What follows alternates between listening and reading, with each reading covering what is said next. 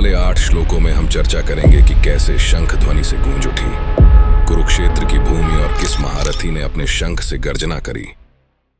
राधे राधे मित्रों, स्वागत है आप सबका 2 मिनट गीता ज्ञान में। आज हम श्रीमद् भागवत गीता के श्लोक 12, 13, 14, 15, 16, 17 तथा 18 से प्रारंभ करेंगे। सबसे पहले श्लोक का हिंदी में अनुवाद जान लेते हैं। तभी कुरुवंश के परम प्रतापी एवं वृद्ध पितामह ने सिंह गर्जना की ध्वनि करने वाला अपने शंख को ऊंचे स्वर में बजाया, जिसमें दुर्योधन बहुत प्रसन्न हुआ। तत्पश्चात शंख, नगाड़े, बिगुल, तुरही तथा सिंह सहसा एक साथ बज उठे। वह संवेद स्वर अत्यंत कोहलापूर्ण था। दूसरे ओर से श्वेत घोड़े द्वारा खींचे जाने वाले विशाल रथ पर आसीन श्री कृष्ण तथा अर्जुन ने अपने अपने दिव्य शंख बजाए। ऋषिकेश भगवान कृष्ण ने अपना पांचजन्य शंख बजाया। अर्जुन ने देवदत्त शंख तथा अतिभोजी एवं अतिमानवीय कार्य करने वाले भीम ने पौंडू नामक भयंकर शंख बजाया। हे राजन, कुंती पुत्र युधिष्ठिर ने अपना अनंत विजय नामक शंख बजाया तथा नकुल और सहदेव ने सुघोष एवं मणिपुष्पक शंख बजाया। श्रेष्ठ धनुर्धर काशीराज, महायोद्धा शिखंडी, धृष्टद्युम्न, विराट, अजय सात्यकी, द्रुपद, द्रौपदी के 5 पुत्रों तथा सुभद्रा के महाबलशाली पुत्र वीर अभिमन्यु आदि सब ने अपने अपने अलग अलग शंख बजाए। अब श्लोक का तात्पर्य एवं भावना समझ लेते हैं।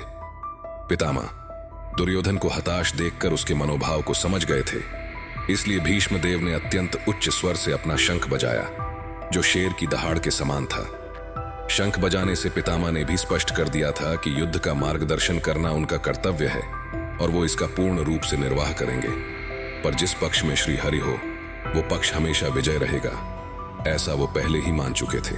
पितामह की सिंह गर्जना के पश्चात शंख, नगाड़े, बिगुल, तुरही तथा सिंह सहसा एक साथ बज उठे। ये दृश्य रोंगटे खड़े कर देने वाला था और स्वर अत्यंत भयंकर था। भीष्म देव द्वारा बजाए गए शंख की तुलना में श्री कृष्ण तथा अर्जुन के शंख को दिव्य बताया गया है। दिव्य शंख की ध्वनि से ये लग रहा था मानो कुरुसेना की विजय की कोई आशा न थी, क्योंकि श्री कृष्ण पांडवों के पक्ष में थे। अतः जैसा भगवान कृष्ण के शंख द्वारा उत्पन्न ध्वनि से सूचित हो रहा है कि विजय अर्जुन की प्रतीक्षा कर रही है। यहाँ पर भगवान कृष्ण को ऋषिकेश कहा गया है, क्योंकि वे ही समस्त इंद्रियों के स्वामी हैं, और क्योंकि कुरुक्षेत्र की इस युद्ध भूमि में भगवान कृष्ण अर्जुन की इंद्रियों का निर्देशन कर रहे हैं, इसलिए उन्हें ऋषिकेश कहा गया है। यहाँ पर अर्जुन को धनंजय कहा गया है, क्योंकि जब इनके बड़े भाई को विभिन्न यज्ञ संपन्न करने के लिए धन की आवश्यकता हुई थी, तो उसको प्राप्त करने के लिए अर्जुन ने सहायता की थी। इस प्रकार भीम को वृकोदर कहा गया है, क्योंकि जिस प्रकार वो अधिक खाते हैं, उसी प्रकार वे अतिमानवीय कार्य करते हैं। युधिष्ठिर पांडवों के सबसे बड़े भाई थे। यहाँ उन्हें राजा कहकर संबोधित किया गया है। उन्होंने राजा कहलाने की उपाधि राजसूय यज्ञ का अनुष्ठान कर अन्य राजाओं से उपहार एवं प्रतिष्ठा प्राप्त करने के पश्चात पाई थी।